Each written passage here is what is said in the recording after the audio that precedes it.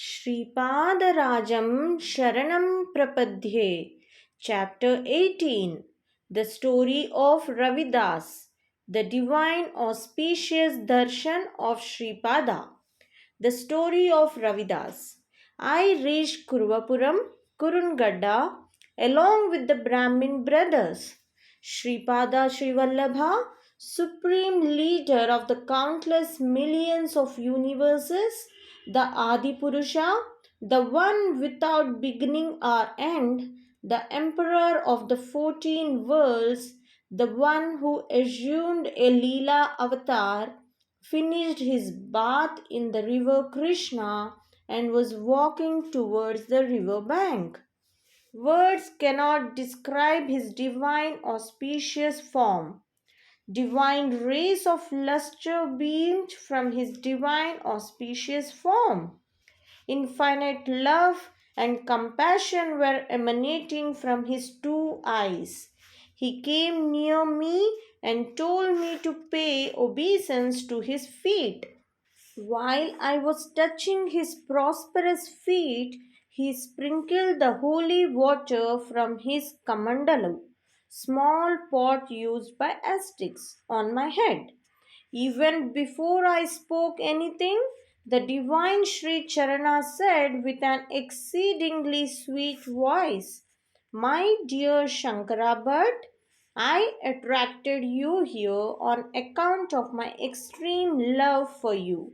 Words are not capable of adequately describing the sweetness of those words and his boundless, ambrosial, compassionate looks. He placed his divine hand on my head, which has the potency to offer assurance of security to all the worlds and to endure unlimited prowess. The Kundalini power in me rose rapidly at once and rendered me helpless. I felt as if the entire universe before my eyes disappeared. An electrical fire of infinite strength burned every nerve and infused stupor as if thousands of oceans rose terribly, trying to submerge me in them. My eyes got closed. My heartbeat and pulse halted. My mind was rid of all queerness and it became still and stood in a great void. The consciousness in my heart merged with the infinite universal consciousness. At times, I had the awareness that I was in a state of bliss in an extremely subtle form. At other times, even that notion of I am subsided and I was in an ineffable state of divine bliss. In that state, when I got the knowledge that millions and millions of universes were created, sustained, and liquidated from me, it was felt that I am was not separate from this universal consciousness. When this I am was at rest, I was in heavenly happiness. All this was very strange to me. Then Sripada, with great love, sprinkled water on me from his kamandalu. I returned to the normal state. Sripada Srivallabha, who is the Adi Guru, first Guru of this universe, looked at me with a compassionate, ambrosial look which relegated the love of 1,000 mothers into oblivion. He smiled at me very charmingly. Foreigners visiting Sripada. The two Brahmins who came with me did not have the courage to speak to Sripada or touch his divine auspicious feet. Sripada glanced at me and asked me about those two people. I said, "Lord, these two people who came here to have the darshan of the divine Sri Charan are also Brahmins." Further, the tranquil, handsome one said, My dear, they do not look like Brahmins. They appear to be foreigners and those who eat the flesh of cows. The truth can be ascertained by questioning them. Then those two brothers confessed that they were not Brahmins and that they were Mlechas, non Vedic. They recited Kalman, six elemental Islamic statements, which is normally read by Muslims. Every moment Sripada reveals in Leelas, I was astonished. Then the great preceptor said, only on account of the fortune that is accrued from the fruits of virtuous deeds performed over many births, it becomes possible to recognize the universal Lord Sri Dattatreya moving in disguise under the name of Sripada Srivallabha. It is a greater fortune to have this feeling in a steady, fast fashion and to have the feeling of complete devotion to Him. All devas have their presence in a cow. A house without such a cow is equal to that of a burial ground. Those who serve the cows with care are very dear to me. Cow's milk gives strength and satisfaction. Brahmins who eat the flesh of a cow deserve punishment. There is a tradition to sacrifice goats in yagnas and yaga rituals. With this sacrifice, not only the sacrificial goat, but many other goats which have blood relations with it will be released from their low births and will obtain noble births. Very soon they will get a Brahmin birth.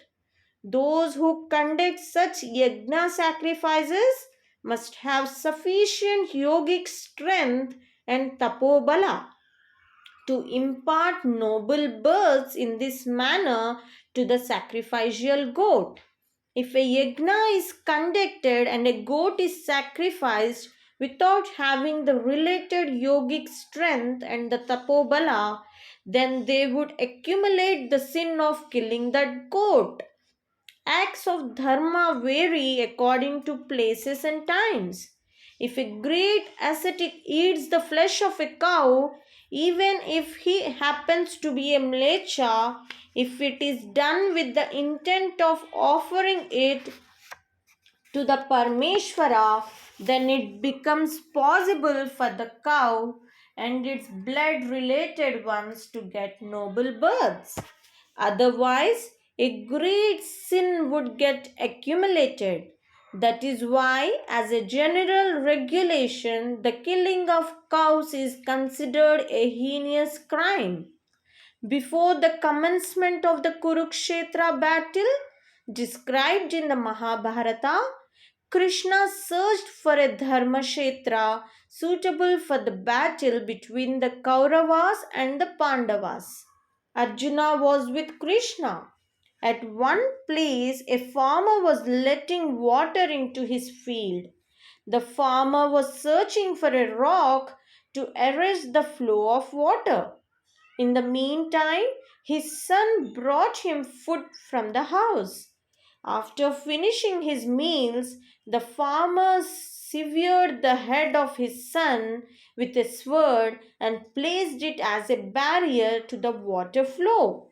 The father who was striking with the sword and also the son who was struck down with the sword did not undergo any emotions and remained unperturbed when the death blow was dealt. Food is required for the welfare of the society. The only concern of the cultivator is to grow the crop. The cultivator discharges his dharma without any desire for reward. Krishna decided that area as a suitable dharmashetra for the ensuing battle. You, namesake Brahmins, eating the flesh of cows is not at all justified for you.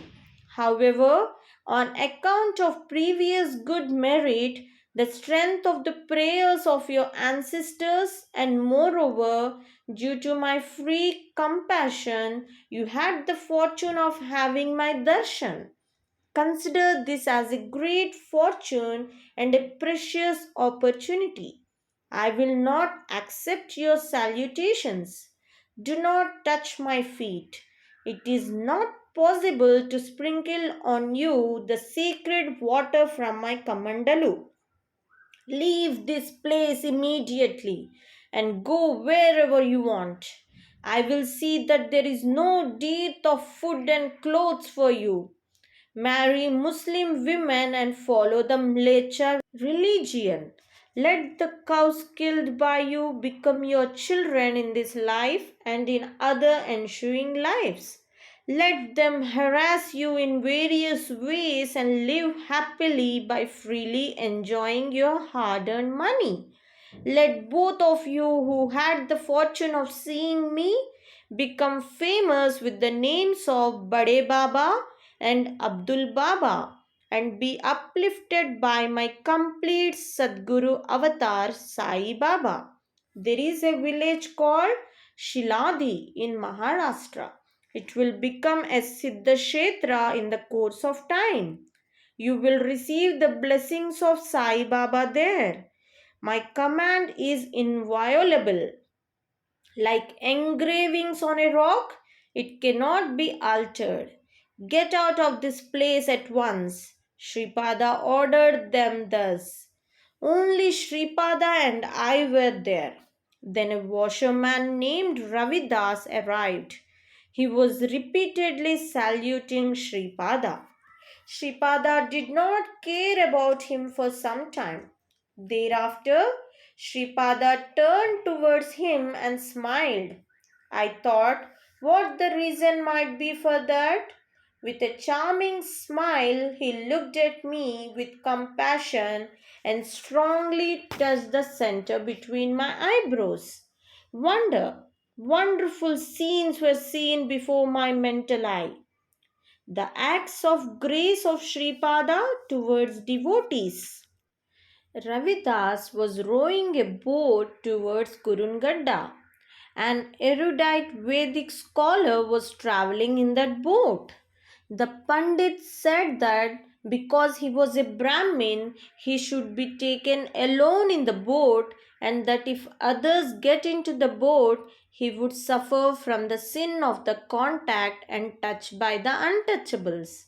Ravidas demanded a higher fare. The Pandit said that he was a great scholar and that he was going to visit Sripada.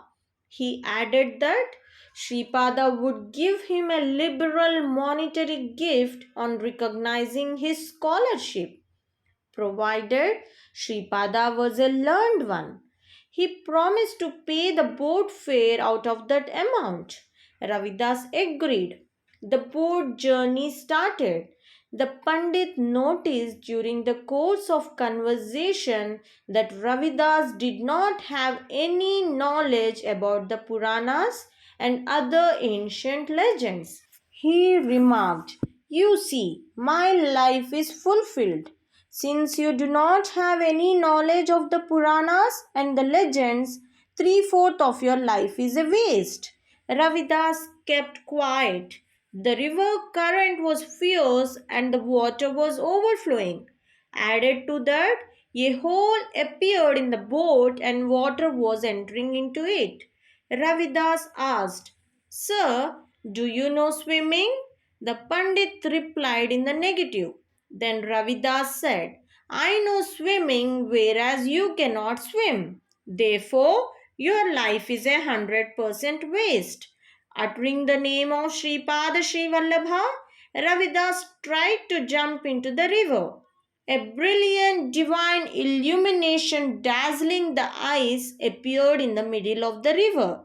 Ravidas thought it was all the magnificence of Sripada. Water was entering into the boat. However, some unseen hand was throwing all the water out from the boat. Both of them reached the shore safely and approached Sripada for darshan. Until then, When Ravidas saluted, Sripada rejected it with indifference, but on that day he received the salutation of Ravidas with a loving smile shining on a placid countenance. He, however, saw the scholar accompanying Ravidas with complete indifference. The scholar, who wanted a scholarly debate, stood dumbfounded. Sripada said, Pandit, under the influence of pedantic arrogance, you lost discrimination between right and wrong. You are a great scholar hailing from a noble family, but you amassed sin instead of earning good merit. You subjected your dutiful wife to great anguish. You forcibly separated the wife of a washerman from him when they were leading a happy married life. You took her as your concubine.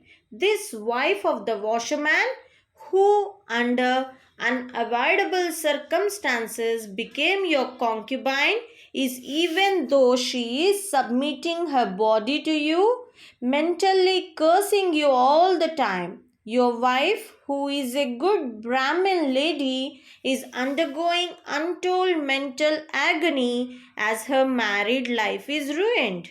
I am observing all these things, and so I attracted you here today. According to your horoscope, death is decided for you today. I am granting you a lifespan of 3 more years at present. Go to your home and change your prior evil conduct. If not, I will leave you to your fate. You are a scholar, there is no doubt. Do you want me to reward you with money for your scholarship? Or do you want an extension of life by 3 more years? Reply immediately. The Pandit, who heard the words of the omniscient Sripada, remained speechless like a mute. He had a desire in his heart for the extension of his lifespan, but words did not come out of his mouth. Sripada himself declared, I am extending the duration of your life as per your heart's desire. The washerwoman, who is your concubine, should have been your wife in the next birth, but you took her as your own in this birth. Dharmas relating to a particular birth are restricted to that birth only. You have transgressed that stipulation. In the ensuing birth, that washerman couple will enjoy regal comforts. You will be born as an impotent one and will work as a servant to that washerwoman and suffer the consequences of your past deeds. If you perform some good acts during the next 3 years, you will serve the washerwoman in the next birth without any want for food and clothing. If you indulge in evil acts in the next 3 years, you will serve the washerman and his wife and will undergo all sorts of troubles without being able to get compensation commensurate with your labors. Ravidas, who brought you to me, will be credited with all your good merit because he brought you here when you were due to die. As a result of this good merit, he can serve me, an actual incarnation of Datta. You must get out of this holy land at once, Sripada commanded the Pandit. The Pandit left. Ravidas was washing the clothes of Sripada, cleaning the ashram premises, and rendering other services. Whenever Sripada came to the river for a bath, Ravidas used to prostrate before him. Sripada used to accept his salutations with a gracious countenance. Ravidas remembered the words of his father. His father said that since Sripada was omnipresent, every salutation made to him would confer the grand fortune of receiving salutations from hundreds of people. His father also said that this great fortune could be obtained only when Sripada accepts those salutations. Ravidas was overjoyed because Sripada accepted the salutations. One day, Ravidas saw a king playing in the water with a beautiful woman and thought that it would be good if he also took birth as a king. When Sripada came for the river bath, this matter came up for discussion during the conversation with him. Sripada gave a boon to Ravidas to be born in a Muslim ruler's family in Vaidurya Nagar. He assured that he would give his darshan again during the incarnation as Narasimha Saraswati. With a peculiar smile, he looked at Ravidas. Ravidas died then and there. I underwent amazement and wonder on seeing these wonderful scenes before my mental eyes. When I regained normalcy, Sripada glanced at me and smiled sweetly. How much can we praise Sri Gurudev, who plays Leelas every moment? In the meantime, some ladies came there with their sick husbands. Some parents came there seeking worthy husbands for their daughters. Sri Gurudev was distributing bits of turmeric. All of them left the place with great happiness, granting a cup for receiving alms to Vallabesha by Sripada. In the meantime, a young Brahmin came there. His body was filled with dust.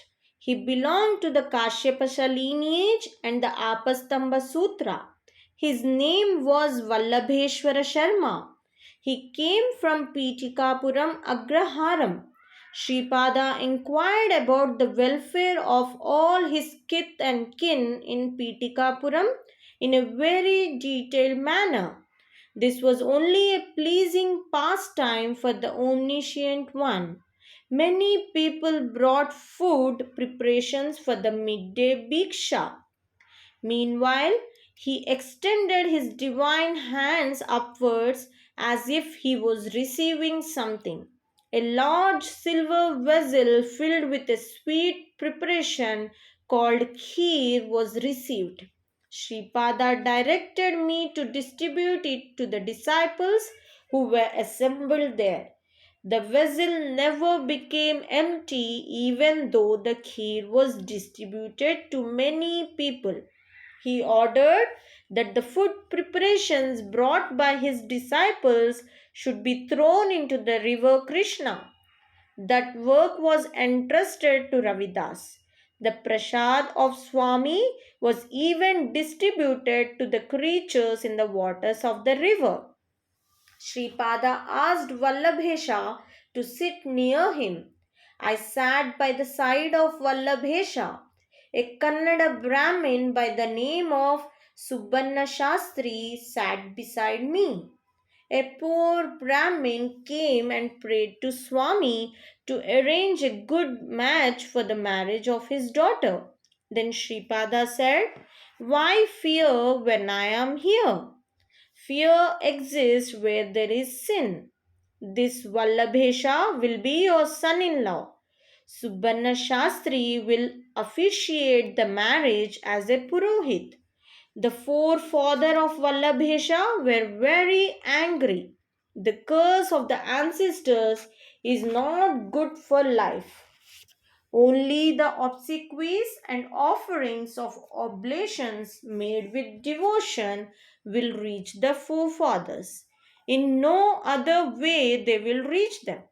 Therefore, prior to the reading of marriage mantras, incantations from the Garuda Purana should be read. Receive a bit of turmeric for an auspicious married life of your daughter. The prasad which you received today is a very rare one. The Malladi family, the Vatsavai family, and Sri Venkatappaya Sresti in Pitikapuram prepared the sweet pudding as an offering to me. I distributed it to you. Those who are troubled by evil spirits, such as ghouls, corpse eating monsters, and devils, will get an immediate relief from this prasad. Those who grope in the misery of penury will have their wealth enhanced after taking this prasad. While Sripada was making this divine conversation, tear rolled from his cheeks. Sripada, with a hoarse voice, said, "My bond of indebtedness with the Malladi, Venkatappaya Sresti, and Vatsavai families transcends time. I melt at their loving devotion. I will freely go into their kitchens in a subtle form, seeking something to eat. Not only with those people, but I will move as a young boy in the house of those who adore me with affectionate devotion. The sound of my footsteps will always echo in their hearts. No one should stay during the nights in Kurungadda without my permission. Ogres and fierce ghosts cry with extreme anguish for liberation. I devour them and grant them new and liberated bodies. Devas, celestials, yakshas, hidden forces, and many elevated souls belonging to the Mahapadartha come here for the chance of my darshan. Mahasiddhas, Mahayogis, and Mahapurushas engaged in penance for many centuries come here excited with joy for my darshan, sparshan, and conversation. You cross the river happily. My order is to be compulsorily complied with. That was the command of Sripada. We crossed the river and reached the village on the river bank. Subbanna Shastri made the bride and bridegroom sit in the house of the bride's father. He was reading mantras. Shastri only knew marriage mantras, but he had no knowledge about the mantras for the funeral rites and the related procedures. Moreover, he never heard such funeral mantras being read after making the bride and bridegroom sit for the marriage. He never heard or found such mantras. After meditating upon Sripada, Subbanna Shastri sat in the position of the presiding priest. Effortlessly, the incantations were coming out of his mouth. This created wonder in Subbanna Shastri. After this activity was completed, their marriage was performed with marriage mantras. Instead of a Mangala Sutra, a turmeric root was tied to the bride. The bride's father as well as the bridegroom were penniless. Since the marriage was not conducted strictly according to the tradition, the Brahmins who came for the marriage complained and left the marriage venue. Vallabesha had no parents. Besides the bride, the parents of the bride, the bridegroom, the priest, and myself, totaling five only, were present. Then, along with the newly married couple, we went for the darshan of Sripada. Sri Swami blessed us and made us happy. He instructed us to remain in meditation in his presence for some time. As soon as I went in meditation, I visualized the future of Vallabesha. Vallabhesha was trading turmeric. He decided that he would arrange the worship of 1000 Brahmins in Kurvapuram after gaining profit in his business. By the grace of Sripada, he earned plenty of money, but he was postponing the fulfillment of the vow. In the meantime, Sripada disappeared in Kurungadda and remained incognito.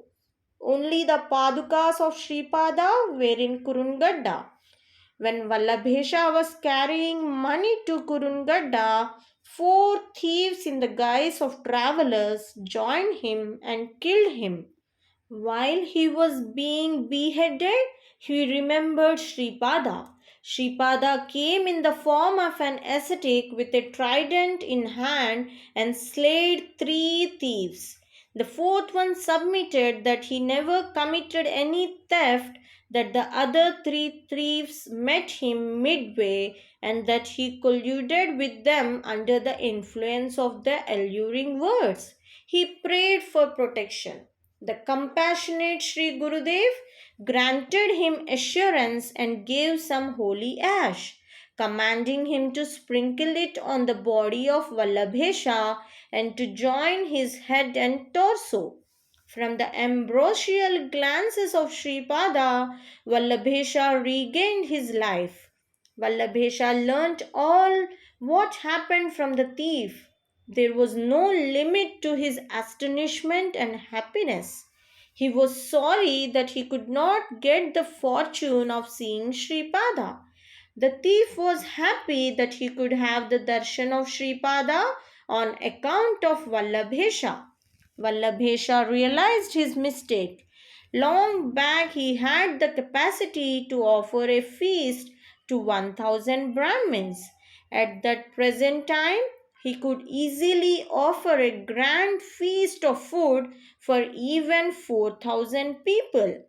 To make amends for his unnecessary delay, which resulted in many difficulties, Vallabhesha arranged a grand food festival for 4000 Brahmins in Kurungadda, the cosmic form of Sripada. After some time, Sripada ordered us to open our eyes. Afterwards, Sripada observed, "In my presence, no action takes place without a cause. The way of creation is indeed very strange. It is strange that, having no form, I have come in front of you within the form of a man. It is a wonder that I, having no qualities, am seen by you as having qualities. It is strange that I have no limits and boundaries, am seen as having limits and boundaries. All forces are in my hand. I am the one who resides in each and every atom of this vast universe. I am the resolve that binds together one atom with the other. I am the Rudra of Pralaya, blasting each and every atom, preparing the ground for the process of a new creation. I am the ancient phenomenon that teaches you with gnana, knowledge is, and what agnana, ignorance is. I enjoy by throwing all living creatures into a variety of illusions. I am the one who rushes with 1,000 hands to the succor of those who call me in distress. I am the ancient one who protects them. I am the real. I am who is present in all the creatures as I am. You have to be surprised if omnipresence, omnipotence, and omniscience are not within me. What is there for you to be surprised at when those aspects are evident and experienced by you? When Sri Gurudev, who was a personification of the Parabrahma, was speaking like that, the sound of a bell was heard from somewhere. To the astonishment of all, the bell descended near the auspicious feet of Sripada. After a few moments, while all were looking at it, it disappeared. Sripada's respect for all women as mothers. Sripada said, "This incarnation of Sripada Srivallabha is a great incarnation that grants instantaneous results. No Avadhuta can obtain complete perfection without remembering my name. He cannot overcome the obstacles to yoga. Oh, Vallabesha, listen. When your father died in your childhood, I know how your four paternal uncles subjected you to many difficulties and turned you into a beggar by snatching your property. I also understand that also their children harbor enmity towards you. After their death, your paternal uncles will be reborn and will become thieves. They will plan to plunder your money on your way to Kurungada. If you remember my name, I will immediately appear and kill those three robbers with my trident. I will let the fourth one go because he is not very guilty. On hearing the words of Sripada, the wife of Vallabesha began to shed tears.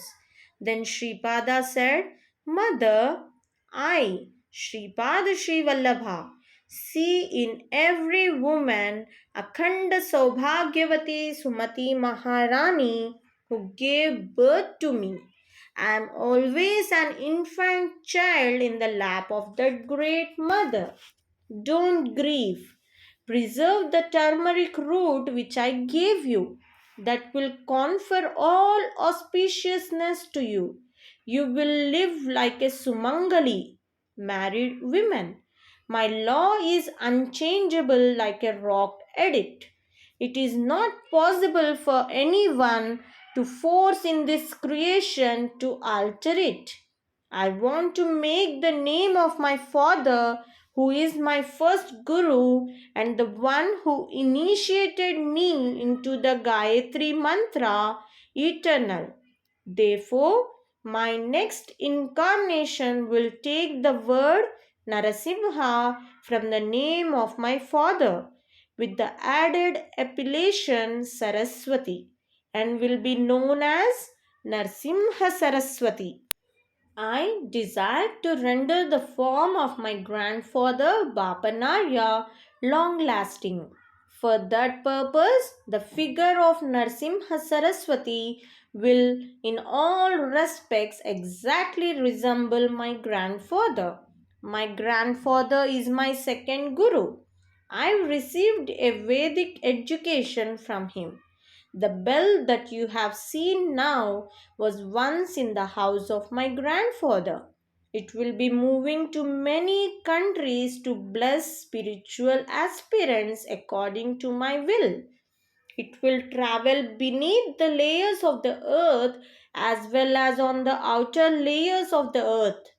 Shankara Bhatt, when the 18th chapter, the number that represents victory in the Sripada Srivallabha Charitaamrutam, which is being written by you, reaches Pitikapuram.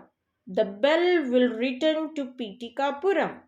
This bell will undergo many changes of shape and measurement and will move according to my will. A great samsthan will be established in the house of my grandfather. I will send the bell, ringing victory as a mark of my love to Pitikapuram. Sripadarajam Sharanam Prapadhye.